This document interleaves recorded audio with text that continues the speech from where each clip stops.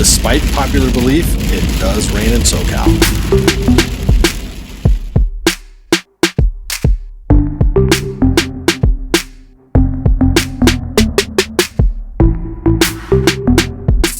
Hey guys, I'm Chuck, and those are my Charlie cards. And these right here, these are my fancy Charlie chips. In the town I live in, we have a happy face mowed right into the side of a hill. That's why this is Happy Face Holdem. The goal, log 500 hours of 2-3 no limit Holdem, and have more Charlie chips at the end of the session than we started with. Let's get into the action.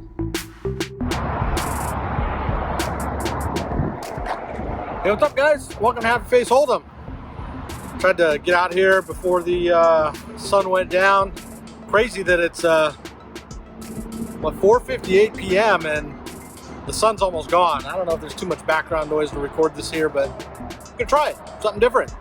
So anyways, in this vlog, we play some 2-3 down at the Bicycle Hotel and Casino in Los Angeles, and we absolutely crush it. We're gonna take a look at about a half dozen hands. I'm gonna show you how to play Ace King a couple different ways.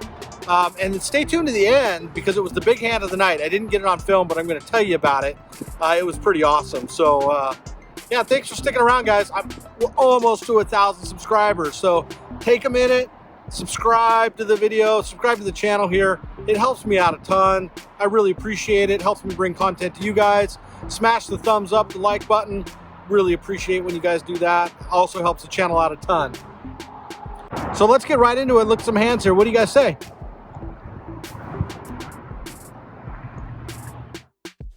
All right, guys, this is the view of the Bicycle Casino's outdoor gaming area. They're doing a really good job with social distancing, plexiglass. It's 6 feet tall off the ground and keeping everything just very, very clean. Pretty impressed by how they're handling things down there, given the situation. So we're going to look at Ace King played 3 ways and pull off a huge bluff later on in the session. And the last hand was the big hand of the night that I will talk to you about. So stay tuned for that one. So in the first hand we're going to look at, we're on the button. We look down at Ace 9 of diamonds and we open the action as we typically do in these sessions. I'd like to have a consistent opening bet size.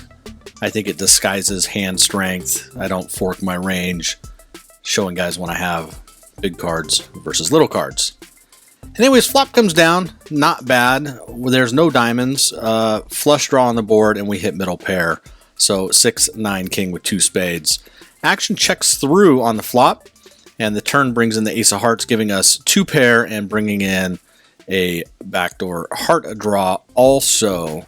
So early position player leads out in this one. Now that I've spiked 2 pair, I'm going to raise it up. Going to charge for any flush or now heart draw or any king holding. Maybe somebody slow played a king on the flop, or definitely a weaker ace here. I doubt we'll see ace king pop up from this particular player.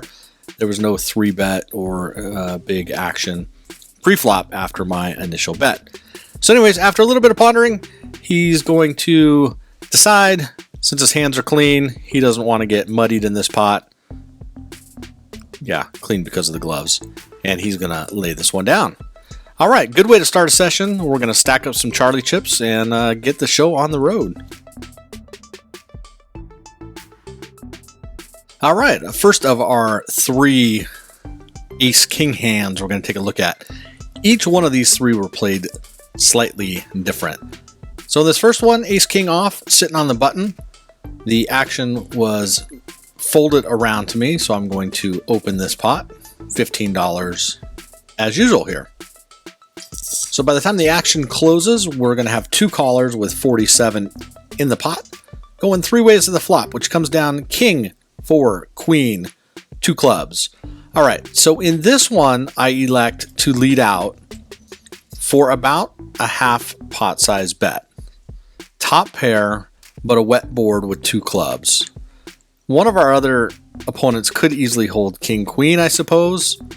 So I do want to size up so I know anybody who comes along for the ride has a good holding, makes it easier to navigate the turn in the river. But it's not going to come to that. They're going to fold, and we're going to move on to the next Ace King offhand. This time we're sitting in the cutoff. The action had limped. We had a couple limpers in, so we bump it up just a little bit bigger than last time. So I like to keep my opening sizes the same but I kind of have two ranges: when it's folded to me, or when it's limped, or there's a few callers ahead of me. I'll typically size up a little bit bigger to narrow the field down.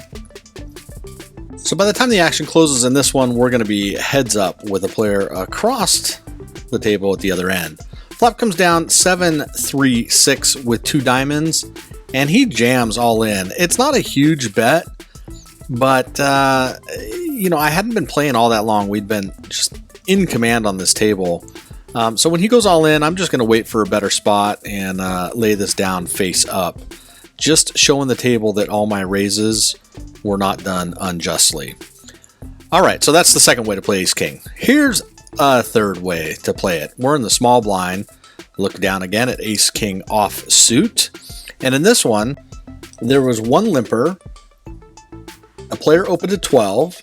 The next player called. So by the time it comes to me, there's too much dead money in the middle. I raise this one 3-bet to $45 pre-flop. When the action closes pre-flop, we're going to be heads up with 110 in the pot.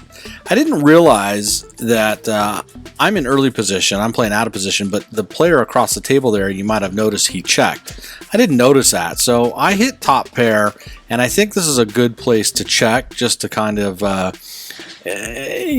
modify my range here, not always betting top pair, even though it's a little bit of wet board with 2 spades on it. So anyways, the turn comes down 3 of diamonds, which is a total brick.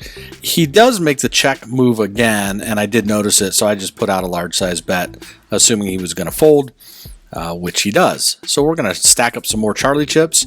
So that was 3 ways to play Ace King. We had to muck one because we had 2 overs on the flop but hit nothing. We bet our top pair on one and we checked our top pair on one. So a couple options.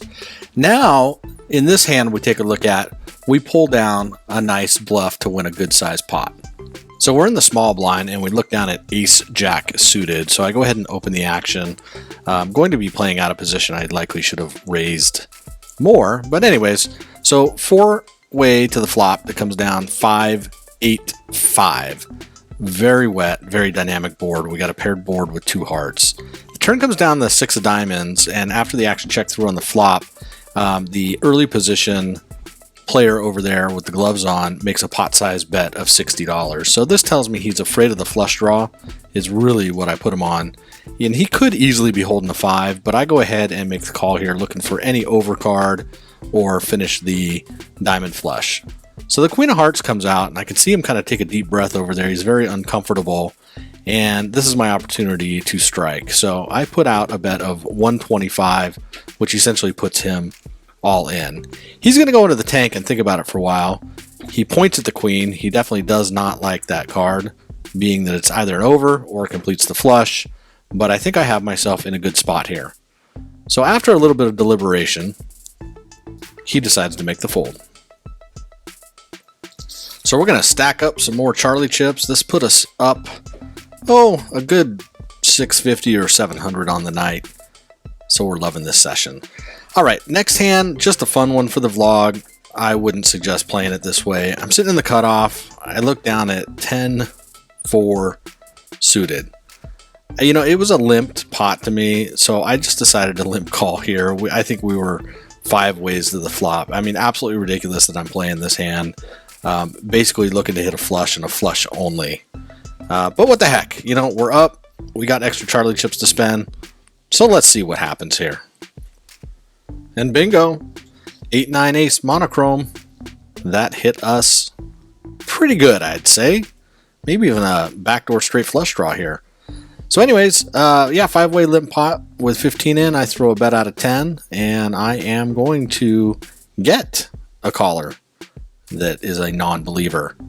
Turn comes to 10, so now we made second pair, but it doesn't matter. We already have a flush. So we put out another 3/4 size bet, and the non-believer is going to come along one more time. So still heads up, going to the river with 85 in the pot, 7 of clubs. Now at this point, I'm going to try to make it look like I'm just buying this pot. So with 85 in, you can see I stack up a bet of $100. I put it out there, and look at that snap call. Absolute non-believer. Good enough to take this one down. We're going to continue to stack up some more Charlie chips. and we're just loving this session. Results have been very, very, very good for us. So let's go spend a little bit on lunch, and we're going to look at one more monster hand. All right, guys, I promised you that one hand. I'm going to tell you about it now because it was a doozy. So I'm in the under the gun position, and I look down at pocket sevens. So I open the action to 15 bucks. It's my pretty standard open when there's no limps or raises ahead of me. So anyways, open it to 15. Now, a guy in middle position playing across the table from me for about the last 2 orbits had been going all in after the flop when somebody would bet. So flop, small bet, he'd go all in. He'd done this for 2 orbits. Yeah, a lot of traffic up here. Anyways, he'd done this for 2 orbits, and he was pissing me off, frankly. And I had actually asked the floor man for a table change because, you know, it's not poker when someone's just shoving all in, all in, all in. It reminds me of those online, you know, free, you know, Zynga, Club W, whatever. So anyways, and then I decided, I was just about to get my table changed. The floor man had come over, and I said, you know, I'm okay for now. Because I figured I'd pick my spot. So this was the spot. Anyways, so I'm under the gun. I had pocket sevens. I open for 15. This guy that had been going all in, he calls. And the player on the button who's got a big stack calls also. I'm about $700 deep right here. The big blind, or I'm sorry, the button, he's probably about $1,200. So we're pretty deep for a $3 game. And the middle position player, he had maybe 125, 150 in his stack. So anyways, pocket sevens, open it up. The flop comes down, king, 10, 7, with the 10 and the 7 being diamonds. So bingo. I almost checked, you know, hit bottom set, almost checked because I'm totally out of position. 2 players act after me. But it occurred to me that this guy would go all in when there was a small bet ahead of him. So I went ahead and let out for 25 bucks. There's 45 plus the blinds in there. So $50 in the pot, I lead out for 25. Sure enough, he doesn't disappoint. He goes all in, 135. Excuse me, he had 135 left. So he was 150 pre-flop. The button smooth calls. Now, I didn't expect that at all. So when the action comes back around to me, you know, of course I was going to call, but now I got the button in and, you know, he's got another 1050 behind.